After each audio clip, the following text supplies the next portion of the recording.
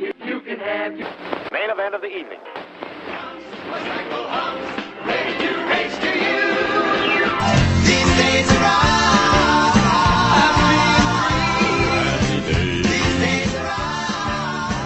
Hello and welcome to These Days Are Ours, a Happy Days podcast. I'm Peter. And I'm Joe. And today we are discussing Season 9, Episode 7, Fonzie the Substitute, or Give Me Puberty or Give Me Death. Okay, Peter, tell us what happens in Fonzie the Substitute, or Give Me Puberty, or Give Me Death.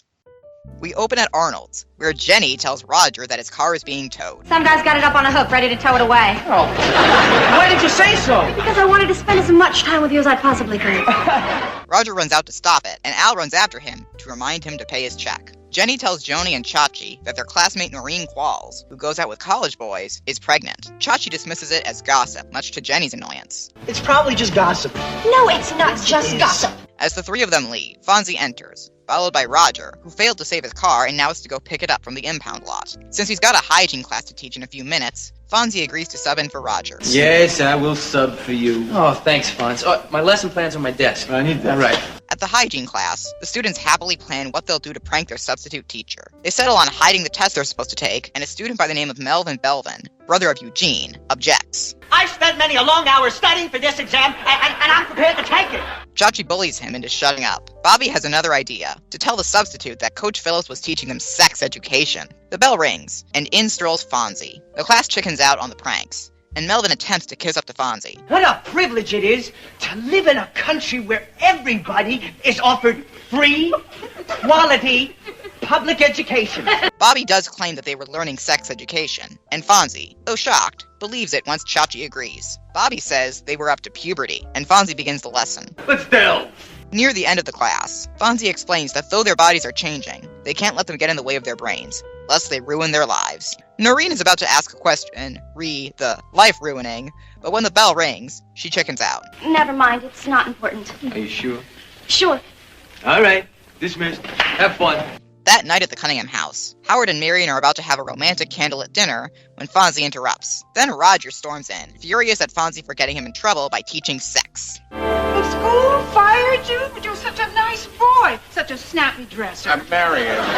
Melvin Belvin told his parents, and they told the principal. The students were just supposed to have a test on their bicuspids today. Fonzie couldn't find the lesson plan, and the students themselves said that they were learning about puberty. Roger says they were pulling his leg, and Fonzie is somewhat heartened that the class had a decent sub-prank in them after all. See, I knew that they had better in them than just pea noodles, you know? Howard is on Fonzie's side, until Marion reminds him Joni is in the class in question. Roger says they'll be monitoring his classes now like he's a student teacher, but he admits that he had offered to teach a sex education class at the beginning of the year, only to have it turned down. He's not against the teaching of sex ed, he's against disobeying school rules if it could get him fired. Howard thinks sex education should be taught at home, but Marion admits that when she gave Joni the talk, it was incredibly awkward, and it might have been nice for a professional to be involved. Howard protests that he told Richie everything he needed to know, and Fonzie adds, he told him the rest. You mean there's more?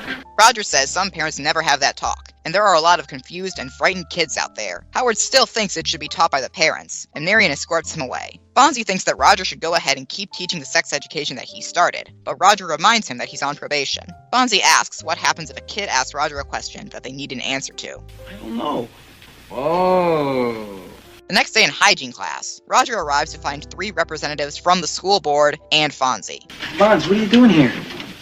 I got you in a very tight spot. I'm here to hold your coat. As he begins his lesson on hygiene of the mouth, Noreen raises her hand. Not to ask about the mouth, but how to tell if someone is in trouble, so to speak. Roger, despite clearly wanting to answer, says that today's topic is hygiene of the mouth. He then asks the class how many of them have the same question, and upon seeing everyone raise their hands, even Melvin, he decides to answer Noreen's question. Half an hour later, Roger's lesson wraps up, and the bell rings. I can't tell you what you should or shouldn't do. That's a moral decision. Morality is something I think you should talk about at home with your parents, and I hope you do.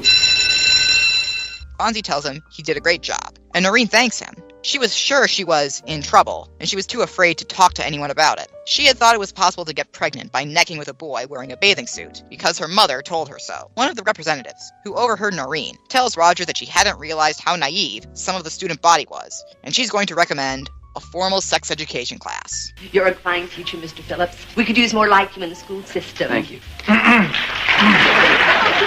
You, Mr. Fonzie, really are unique.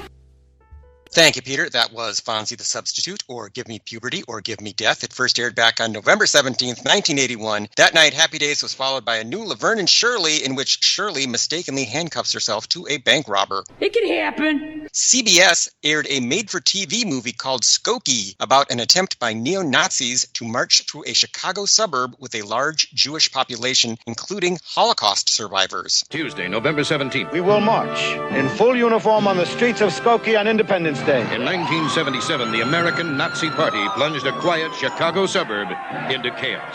Everybody knows it's a damn Jew town. Danny Kaye heads an award-winning cast in Skokie next Tuesday, November 17th. And NBC had a new episode of Father Murphy, in which Murphy befriends a young black child who then loses the use of his hand in a wagon wreck. So, Peter, of those three choices, what are you watching? I'm going to watch Happy Days and Laverne and Shirley because the alternatives sound like huge bummers. I must admit, I am fascinated by the TV movie Skokie, mostly because I had no idea that the Illinois Nazis scene from the Blues Brothers was based on a real thing. Those bums won their court case, so they're marching today. What bums? The Nazi Party.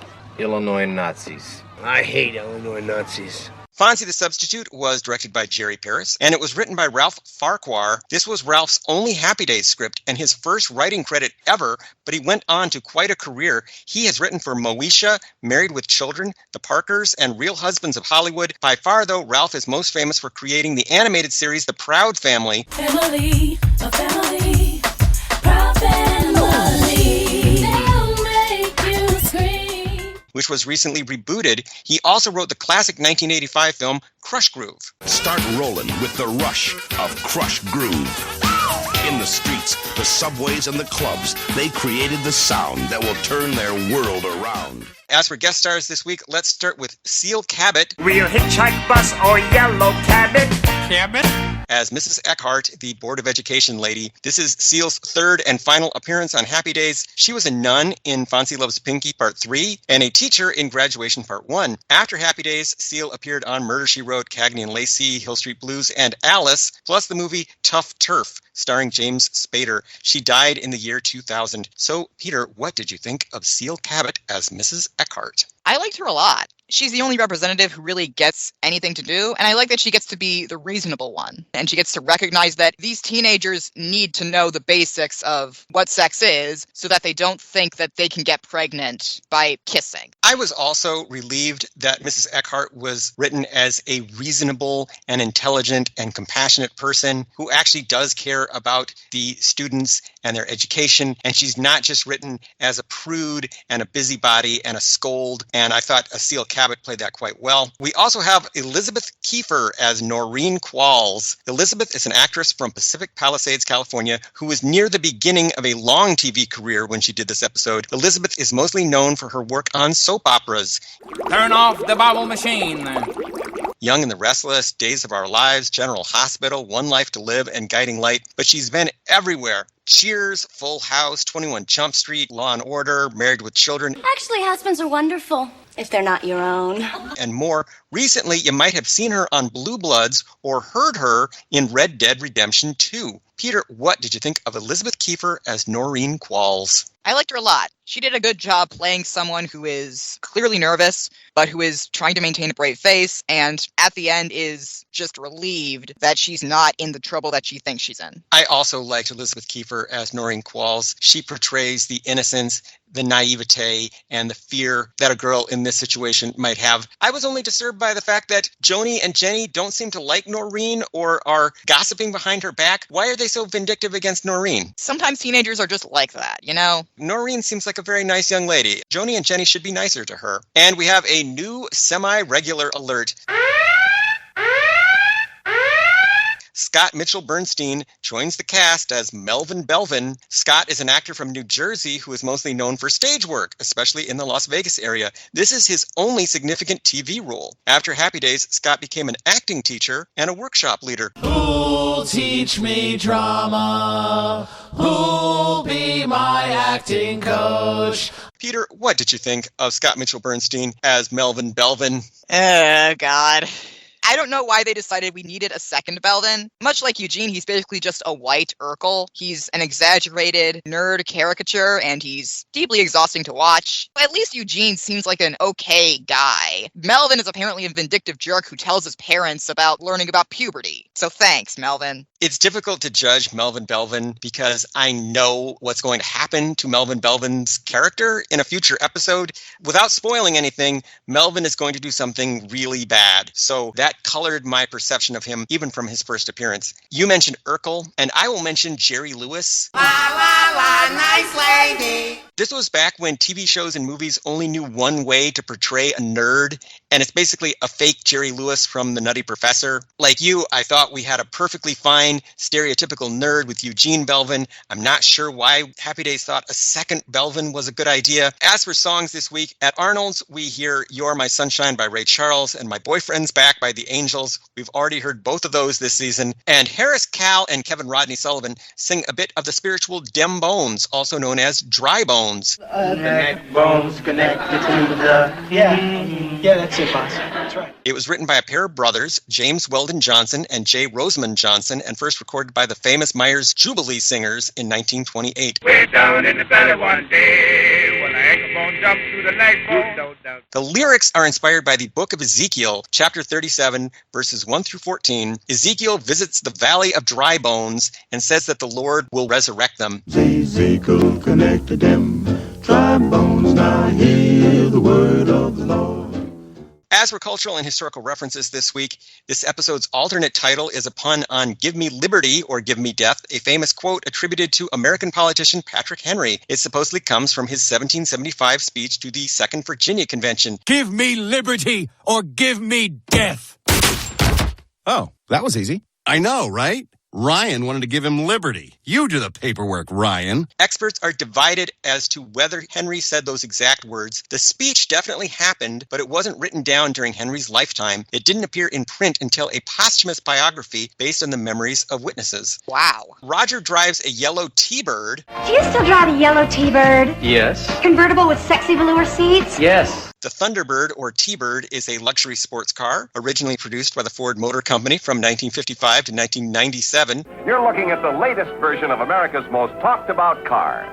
For 57, Ford has shaped the classic Thunderbird profile into a completely fresh, completely distinctive style all its own. It was revived in 2002 and lasted until 2005. The movie American Graffiti famously features a blonde in a white Thunderbird. Do you drive a white T-Bird? A white 56. I saw you on 3rd Street. Woo! And since the T-Bird is described as a luxury sports car, I'm imagining that Roger must be doing okay for himself. Didn't Roger have his car taken from him by his ex-girlfriend? Maybe he got a new one. I guess. He must be doing really well on his salary coaching high school basketball. We don't know what he does in his free time. Maybe he smuggles drugs or something. Jenny refers to Noreen as Curly Shirley Temple. Walking in here like Miss Curly Shirley Temple. Why don't you cut it out, Jenny? Shirley Temple was a major child star of the 1930s, thanks to films like Bright Eyes, Curly Top, and Heidi. She was famous for her curly hair worn in ringlets. After Shirley grew out of being a child actress, she went on to a career as a diplomat and was even the U.S. ambassador to Czechoslovakia. Peter, have you taken in a lot of Shirley Temple movies? I have not. Although, in researching them, I did find out that quite a few of them, for whatever reason, involve sympathetic portrayals of the Confederacy, which is an interesting choice. Baby grass tastes good to a moo cow's mouth, sing Polly Wolly Doodle all a day. But I like chicken 'cause I'm from the South, sing Polly Wolly Doodle all a day. My main exposure to Shirley Temple is Darla Dimple, the evil Shirley Temple parody from Cats Don't Dance. I am an adorable little... Fonz walks by an army recruiting station and the ladies outside say, "I want you." They said, "I want you." I said, "For the army." They said, "No." This famous phrase comes from a 1917 army poster featuring Uncle Sam pointing directly at the viewer. This poster was successful at recruiting young men to join the military during World Wars I and II. And one of the major props in this episode is a can of peanut brittle with springy snakes inside. For some reason, the characters call it Pea-Nuddles. Pea-Nuddles. The teacher opens them up and everything goes flying. In the novelty industry, this gag is known as a snake nut can. It was invented by a Danish-American named Soren Sorensen Adams in 1915. We've talked about S.S. Adams before, since he also invented the dribble glass and the joy buzzer. Peter, have you ever seen one of those spring snake cans in real life? Yeah, but it wasn't as exciting as it is in the cartoons. Maybe I did something wrong or something, but it's not as exciting as you'd think. Comedian Paul F. Tompkins has a 5.5-minute bit about the peanut brittle can joke. I recommend all listeners check this out. Looks like a can of peanut brittle, and then you open it up, and then snakes fly out. Ah! I think the best time to get someone with this gag was the 1800s. You know, like before entertainment was invented. Obviously, this episode revolves around sex education in American schools. The National Education Association, or NEA, began advocating sex ed as early as 1912. The U.S. Public Health Service declared sex ed to be an urgent priority in 1940, and Nationwide Family Life Program became part of the standard curriculum in 1953 at the urging of both the NEA and the American Medical Association. But the first organized opposition to sex ed did not occur until the 1960s. So this episode, which takes place circa 1963, is historically accurate. Peter, do you remember a sex ed class in your high school? I attended a Lutheran high school, so no. Do you wish there had been one in your high school? Yeah, I think that it is a necessary thing to have, especially since now that we have the internet, people can learn all sorts of new and horrifying things about sex and sexuality online. So it might be a good idea to just have just a basic program so that everyone has the same baseline to go off of, because otherwise it could get bad. People could definitely be getting wrong information off the internet, so sex ed more relevant than ever. Fonzie complains that there are 2 Belvins and only 1 Elvis. 2 of him and 1 Elvis. We all know Elvis Presley, but what was he doing in 1963 specifically? Well, he was still technically in the Army, but no longer on active duty, so basically he had returned to making records and making movies. His big hit that year was You're the Devil in Disguise. His other songs were Bossa Nova Baby and Witchcraft. His movies that year were It Happened at the World's Fair and Fun in Acapulco. You can't say no in Acapulco.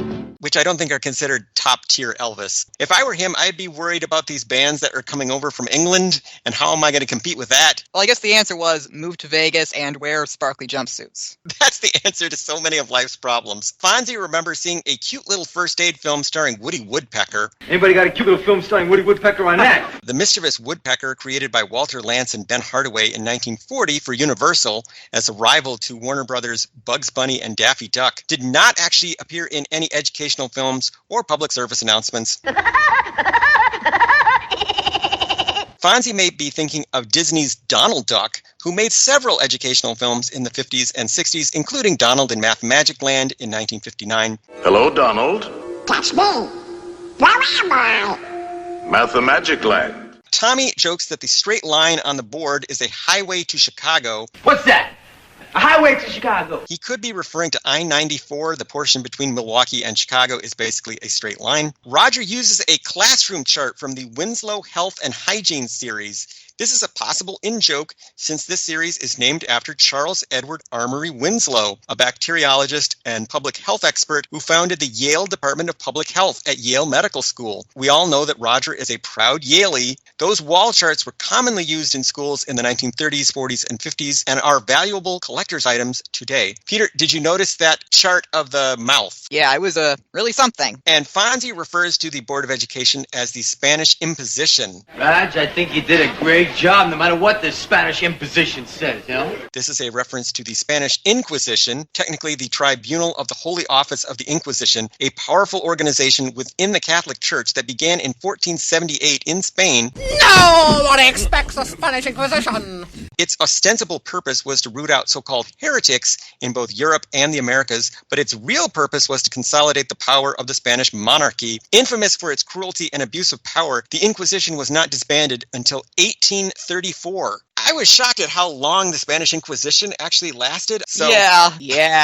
I grew up Catholic, and they really downplay that stuff. The Inquisition. Let's begin the Inquisition. Look out, Sam. We have a mission to convert the Jews. Other observations this week, I guess that both Roger and his students go to Arnold's for lunch in the middle of the day. We had a closed campus at my school, so we couldn't do that. At your school, were the students allowed to leave campus and go to restaurants in the area for lunch? The only restaurant that was within the area was a McDonald's within walking distance, so most people just didn't bother.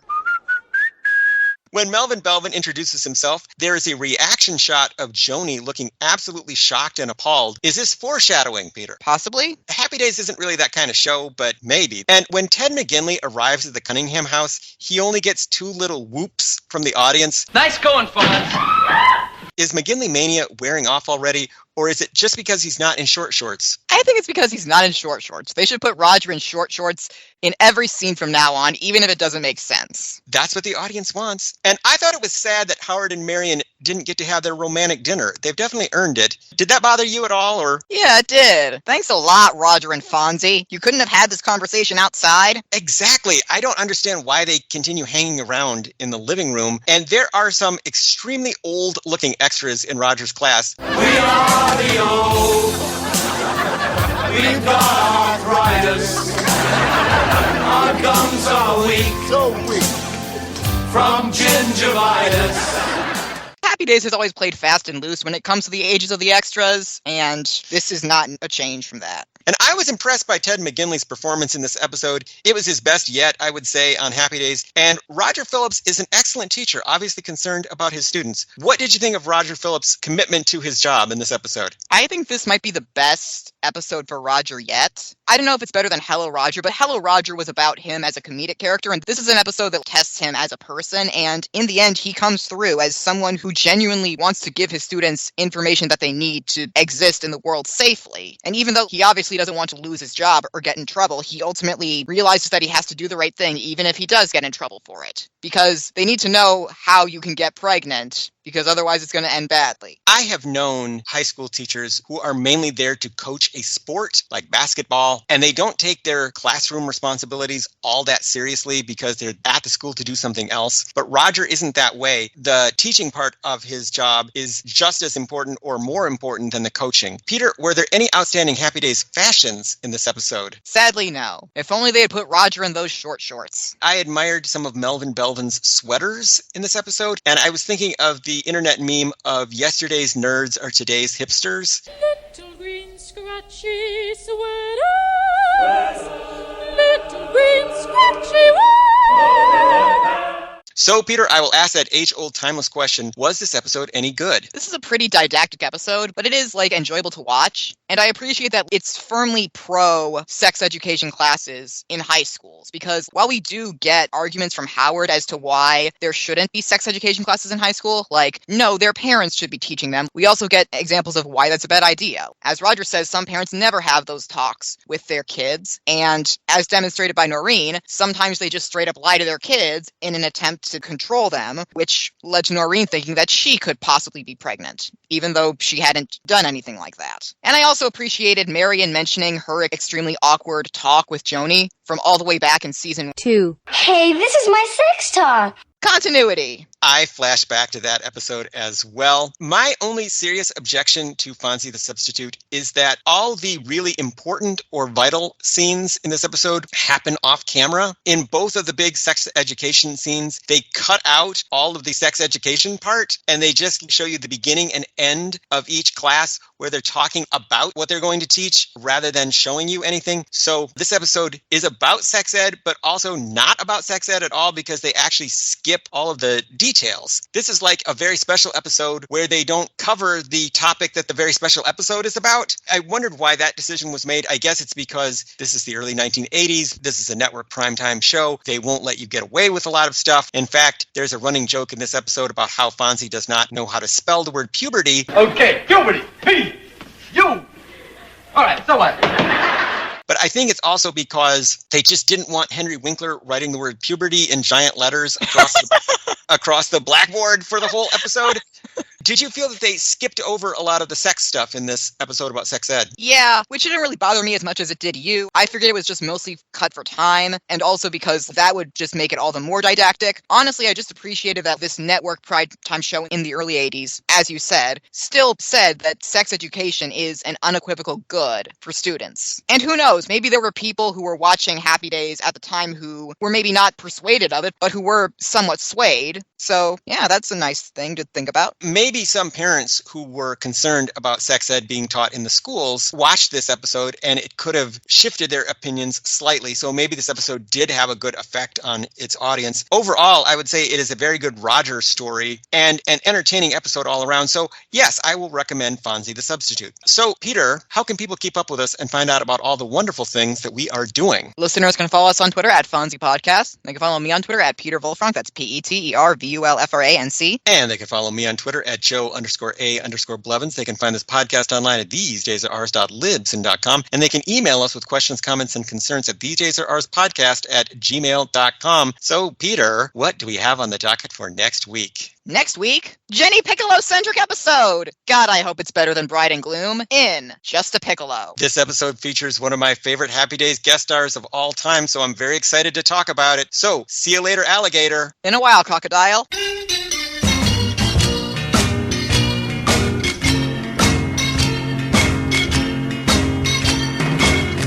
Let me tell you about the birds and the bees and the flowers and the trees and the moon up above and a thing called love. And I looked into your big brown eyes. It's so very plain to see